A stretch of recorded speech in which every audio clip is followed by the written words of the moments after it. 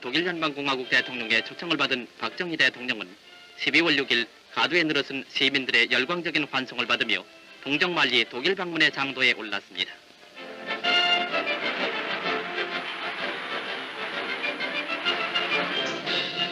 이날 공항에서는 21발의 예포가 울려 퍼지는 가운데 성대한 환송식이 베풀어졌는데 출발에 앞서 박 대통령은 잿더미 속에서도 오늘날 위대한 경제 건설과 번영을 이룩한 독일 연방공화국의 흥상을 두루 살펴보고 아울러 경제적 자립을 위해서 분발하는 폐기에 찬 우리 한국 국민들의 결의도 또한 그들에게 소개하는 동시에 양국 공통의 1960년대 대한민국은 그야말로 춥고 배고픈 세계 최빈국 중 하나였습니다.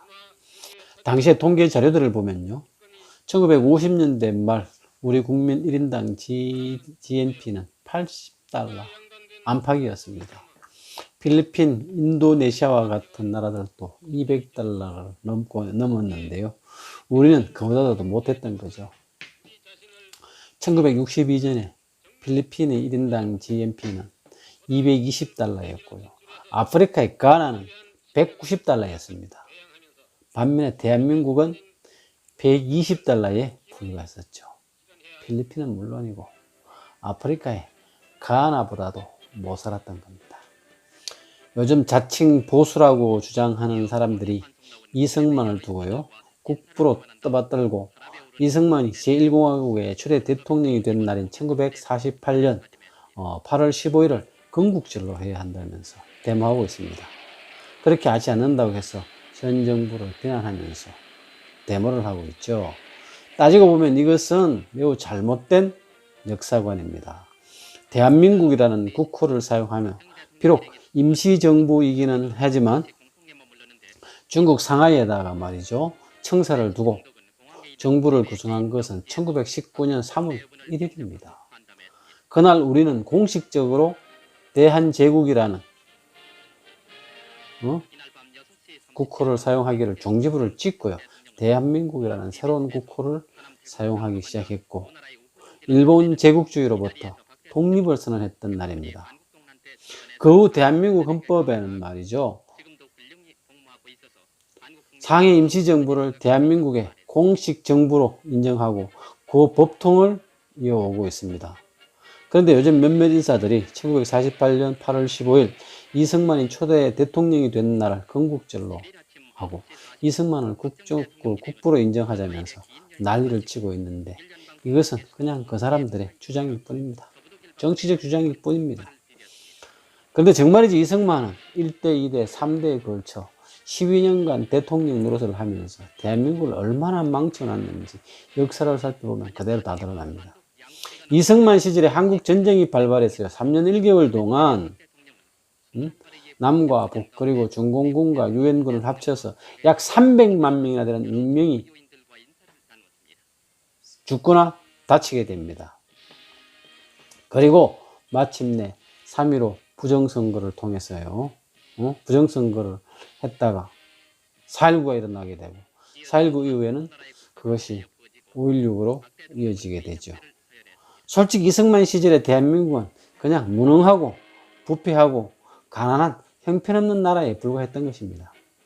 그 형편없는 대한민국이 제2공화국 장면 내각까지 이어지다가 결국 박정희 장군이 이끈 5.16 군사혁명을 맡게 되고요, 대한민국의 산업화를 이루면서 오늘날 민주국가의 초석이 다져지게 되는 것입니다. 물론 박정희 시대의 대한민국은 민주국가로서 보기 어려운 독재와 억압이 있었던 것은 분명한 사실입니다. 그러나 그러한 독재와 억압이 경제 발전과 산업화를 위해서 불가피한 측면이 있었다는 것은 관점에 따라 이해하는 사람들이 많이 있습니다. 그런 정치적인 문제는 다른 관점에서 살펴보기로 하고요, 이번에는 박정희 정권이 들어선 후에 경제 발전을 위해서 어떤 조치들이 취해졌는지 함께 살펴보기로 하겠습니다. 좀 전에 말씀드렸다시피 1961년 5월 16일 박정희 소장이 주축이 된 군부 쿠데타가 일어난 당시에 한국의 경제적인 상황은 이루 말할 수 없이 피폐했던 것입니다. 사실 미국에서 무상 원조해주는 밀가루와 옥수수, 전지 분유에 목을 매달고 있다시피 했던 거죠. 이런 상황에서 경제 발전을 위해 박정희 정권은 경제개발 5개년 계획을 수립했고 산업화 정책을 추진하게 됩니다. 그러나 산업화를 위한 기반 시설에 필요한 사회적 자본이 너무나 빈약한 것이 문제였습니다. 돈이 있어야 뭘 시작할 거 아닙니까?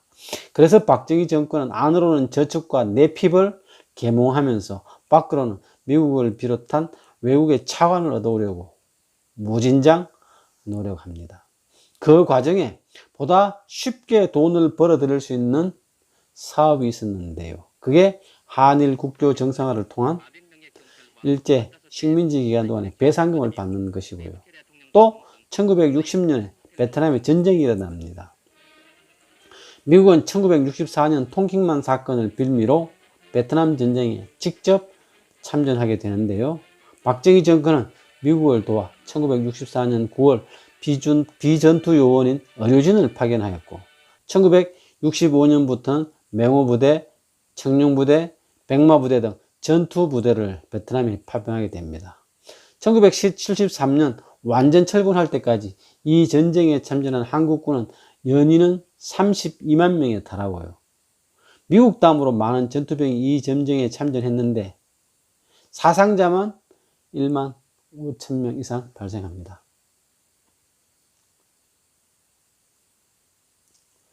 이 전쟁에 참전하게 된 목적은 미국을 돕는 것도 있지만 그보다는 미국으로부터 참전의 대가를 받아내서 그 돈을 경제개발의 미천으로 쓰려고 했던 것이죠. 박정희 정권은 베트남 파병으로 얻어지는 베트남 특수를 통해서 한국의 경제성장의 초석을 다졌던 것이죠. 이 파병을 두고 젊은이의 피를 파는 일이라며 정치적으로 반대하는 일도 있었고요. 미국에서도 베트남 전쟁 반전 운동이 일어나기도 했습니다. 또 그 다음에 또 하나의 중요한 일은 서독의 광부와 간호사를 파견해서 외화를 벌어들이는 일이죠. 말하자면 인력 수출을 했던 겁니다. 나라가 워낙 가난해서 경제개발에 소요되는 종잣돈을 마련하는 방법으로 인력 수출을 단행했던 것입니다.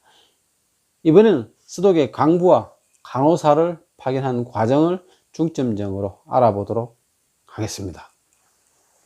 서독의 광부와 간호사를 파견하기 시작한 1963년부터 77년까지 7,936명의 광부와 1만 1,057명의 간호사를 서독에 파견했는데 이들이 송금해주는 외화가 연간 5천만 불 이상이었다고 합니다. 이 돈은 당시로서는 대한민국 GDP의 2%를 차지할 만큼 엄청난 큰 돈이었던 것이죠. 이뿐만 아니라 박정희 정권은 서독에 광부와 간호사를 파견한 대가로 독일 정부로부터 2억 5천만 마르크, 아마 요즘 돈으로 하면은 한 1,700억 이 정도 되지 않겠나 싶어요. 그런 돈을 차관을 빌릴 수 있게 됩니다. 물론 이 돈은 경제개발을 위한 종잣돈으로 쓰게 됩니다. 1964년 12월 5일 박정희 대통령이 독일 정부의 초청으로 독일을 국빈 방문하게 돼서 당시 에르하르트 독일 총리를 만나게 됩니다. 이 만남에서 에르하르트 독일 총리는 말이죠, 프랑스와 독일의 관계를 예를 들면서 일본과 적대 관계를 청산하고 화해하기를 조언했다고 합니다. 또 한국의 경제를 살리기 위해서는 독일의 아우토반과 같은 고속도로를 한국에서도 건설하라고 조언했다고 합니다. 박정희 대통령은 이 조언을 그대로 받아들여서 한일 국교 정상화를 추진했고요. 경부고속도로를 건설할 결심을 했다고 전해집니다. 여튼 당시 경제개발을 위한 박정희 대통령의 결심과 노력은 대단했고 진실했던 것은 사실입니다.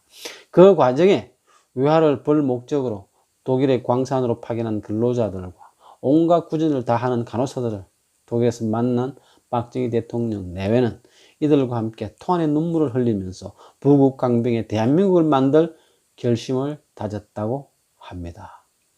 이국당 지하 탄광 1000m의 막장에서 고국의 부모 형제를 그리며 힘든 생활을 한 한국인 광부들, 그리고 독일의 병원에서 온갖 굳은 일을 다하며 독일 사람들로부터 신뢰와 사랑을 얻은 한국인 간호사들, 이들의 수고와 노력이 오늘날의 대한민국을 건설하는 초석이 되었다는 것을 잊어서도 안 되고 부정해서도 안 될 것입니다.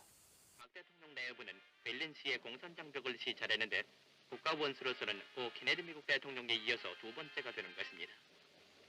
포스담 광장에서 동서를 갈라놓은 장벽 너머로 암흑의 동부벨린을 지켜보던 박 대통령은 오늘 동부벨린을 거쳐서 나는 북한을 봤다고 말하면서 이 장벽을 보고 자유를 수호하고 한국 국민의 번영을 위해 일하겠다는 약속을 거듭 다짐한다고 말했습니다. 이어 동서장벽을 두루 시찰하던 박 대통령은 동독을 탈출하려다 사살된 페이터군의 자유기념비에 화환을 바치고 조의를 표했습니다.